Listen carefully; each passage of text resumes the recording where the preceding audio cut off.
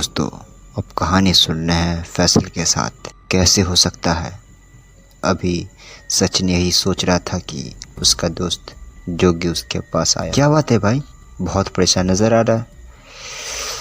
अरे कुछ नहीं यार, कुछ समझ नहीं आ रहा है। अरे मैंने तुझे जिस लड़की के बारे में बताया था ना, उसका नाम सुनैना है। वो मुझसे मिलने आने वाली थी, लेकिन 4 दिन से हर दिन जाकर उसका इंतज़ार कर रहा हूँ। वह उस जगह मिलने आती ही नहीं।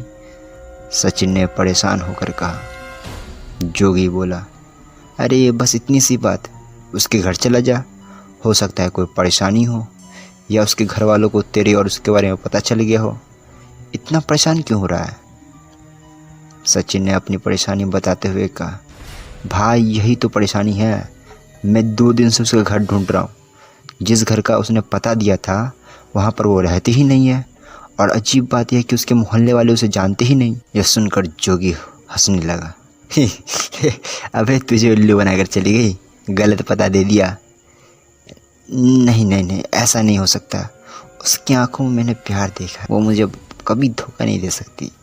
ज़रूर कोई न कोई परेशानी होगी, सचिन ने विश्वास के साथ कहा। दोनों दोस्त बातें करते करते घर की ओर चल दिए। जोगी ने कहा, अरे भाई तू परेशान मत हो, सुबह होने दे, तब ढूंढते फिर से। सचिन रात को अपने कमरे में सोने की कोशिश कर रहा था, लेकिन नींद उसकी आंखों से बहुत दूर थी। परेशानी में उसने सोचा कि कुछ देर छत पर घुमाता हूँ, फिर इस हवा में मूड ठीक हो जाएगा। वह छत पर गया। चारों ओर गहरा सन्नाटा छाया हुआ था। तभी उसने ऊपर देखा। पानी की टंकी के पास उसे किसी का साया नजर आया। इतनी रात को कौन हो सकता है? यह सोचकर सचिन ध्यान से देखने लगा। अरे लगता है मेरा ही वहम है, कोई तो नहीं है वहाँ। सचिन पीछे मुड़ा और ग्रिल के पास जाकर खड़ा हो गया। अब उसके कानों में किसी के रोने की आवाज़ आ रही थी। कौन है? कौन है वहाँ? कौन रो रहा है? घबराहट और गुस्से से सचिन ने चिल्लाकर कहा। फिर वह आवाज़ आना बंद हो गई। सचिन बेचैन हो चुका था। वह बड़बड़ाने लगा, एक तो मैं वैसे भी परेशान हूँ, यहाँ छत पर आया था, लेकिन यहाँ भी चैन नहीं है। वह बड़बड़ाता हुआ सीढ़ियों की ओर चल दिया। वहाँ पहुँचकर वह छत का दरवाज़ा बंद करने के लिए पलटा ही था कि तभी उसने देखा छत पर एक लड़की खड़ी है। वो डर गया। कौन हो तुम, और इस वक्त यहाँ क्या कर रही हो? सचिन की आवाज़ सुनकर वो लड़की रोने लगी। अरे ये तो सुनैना है, इस वक्त यहाँ क्या कर रही हो? सचिन झट से छत पर चढ़ गया। लेकिन ये क्या, सुनैना का चेहरा बहुत भयानक लग रहा था। कम रोशनी में वो बहुत भयानक लग रही थी। उसके एक हाथ से खून बह रहा था। यह देखकर सचिन डर गया। उसने नीचे देखा तो उसके पैरों से भी खून बह रहा था। सचिन ने देखा कि छत पर जगह जगह खून था। आधी छत खून से भर चुकी थी। ये क्या हुआ? तुझे सुनैना, किसने किया यह सब? सचिन बिना कुछ सोचे समझे सुनैना से सवाल पूछे जा रहा था। सुनैना बस रो रही थी। सचिन उसकी ओर बढ़ा तो उसने कहा, रुक जाओ सचिन, मेरे पास मत आना। मैं तुमसे बहुत प्यार करती हूँ, लेकिन अब हम कभी नहीं मिल पाएंगे। मैं बस एक बार तुम्हें देखना चाहती थी। सुनैना की आंखों से आंसू बह रहे थे। सचिन ने पूछा, बस एक बार है, एक बार बता दो यह सब कैसे हुआ? सुनैना, मैं तुमसे बहुत बहुत प्यार करता हूँ, मुझे बताओ क्या हुआ? तुम्हें चलो हॉस्पिटल ले चलते, तुम्हें बहुत खून बह रहा है। सुनैना ने रोना बंद किया और बोली, सचिन मैं जा रही हूँ, मैं मर चुकी हूँ। अब तुम मेरे बारे में सोचना बंद कर दो। मैं तुम्हारे प्यार के सहारे जिंदा थी, लेकिन मेरे घर वालों ने को ये सब पता चल गया और उन्होंने मुझे मार दिया। धक से सचिन वहीं खड़ा रह गया।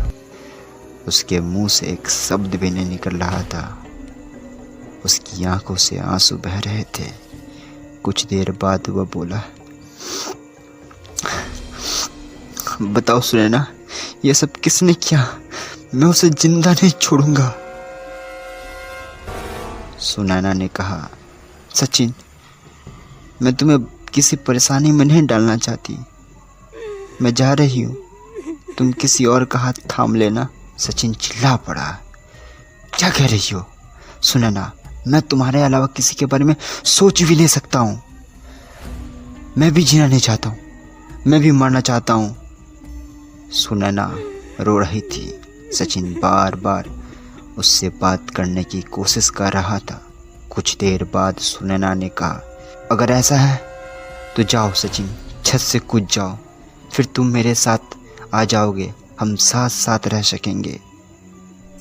सचिन बिना कुछ सोचे समझे तेज कदमों से चलता हुआ रेलिंग के पास पहुंच गया।